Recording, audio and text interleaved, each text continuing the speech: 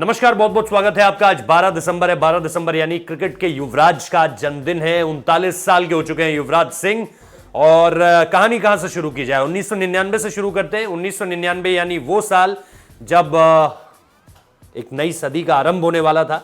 लेकिन उस नई सदी के आरंभ से पहले भारतीय क्रिकेट टीम को एक ऐसा खिलाड़ी मिलने वाला था जो आने वाले समय में भारतीय क्रिकेट को उन बुलंदियों तक पहुंचाएगा जिनके बारे में हिंदुस्तान ने कभी सोचा नहीं था। नए हिंदुस्तान ने 2003 का विश्व कप हो। 2003 के विश्व कप से पहले 1999 की बात करते हैं। नायरोबी, जहां से युवराज सिंह और जहीर खान ने एक ही मुकाबले से शुरू किया था और पहले ही मैच से युवराज सिंह ने यह बता दिया था कि इस खिलाड़ी के अंदर कोई ना कोई बात जरूर है। इसके बारे में वो अपनी आत्मकथा The Test of My Life में भी लिखते हैं।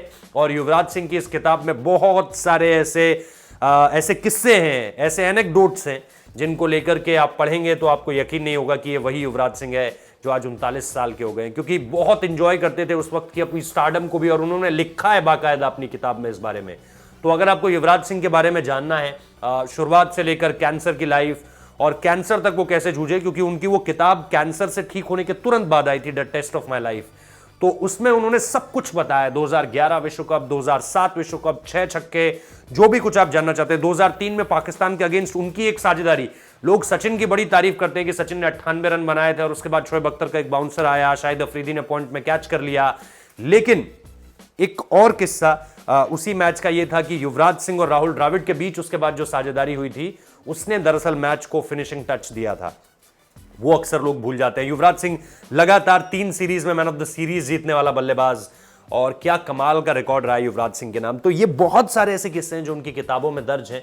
लेकिन आज शुरुआत करते हैं 1999 नायरोबी, उसके बाद 2003 में आइए। 2003 से पहले 2002 नेटवेस्ट का फाइनल देखिए जिसमें मोहम्मद कैफ ने जिताया था। लेकिन मोहम्मद कैफ के साथ युवराज सिंह की अगेन वो साझेदारी जहां पर दुनिया को पता चला कि ये खिलाड़ी बड़ी हिट्स भी लगा सकता है। उसके बाद 2003 विश्व कप, 2003 विश्व कप में कमाल का परफॉर्मेंस, और फिर 2005 से वो दौर शुरू होता है जब युवराज सिंह द युवराज सिंह बनते हैं। मतलब वो युवराज सिंह जिसने गेंद अगर बड़ा शॉट लगाने के लिए खड़ी कर दी तो वो छक्का जाना उसका तय मानिए, ये गारंटी होता था।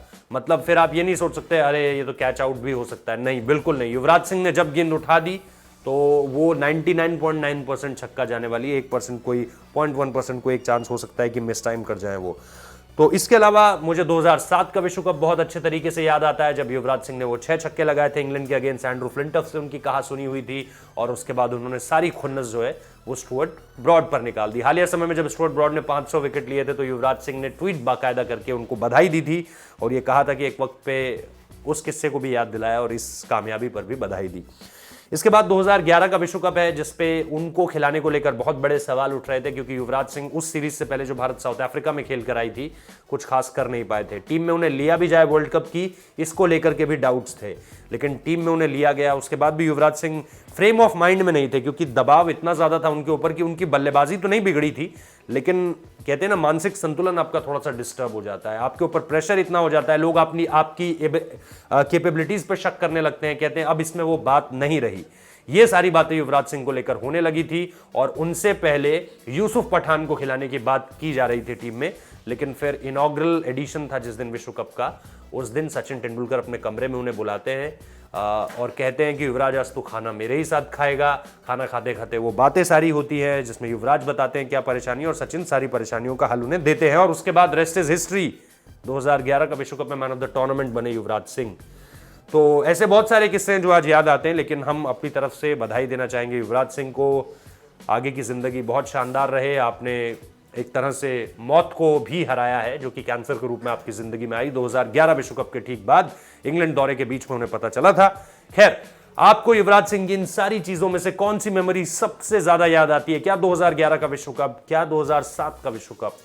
और अंडर 19 विश्व कप के भी वो चैंपियन रहे थे, वहां भी वो मैन ऑफ द टूर्नामेंट रहे थे। यानी ओकेजन जितनी बड़ी होती है युवराज सिंह का परफॉर्मेंस उतना ही बेटर हो जाता है। तो आपके जो बेस्ट मोमेंट्स हैं उन्हें मेंशन करना बिल्कुल मत भूलिए। बहुत बहुत शुक्रिया इस वीडियो को देखने के लिए।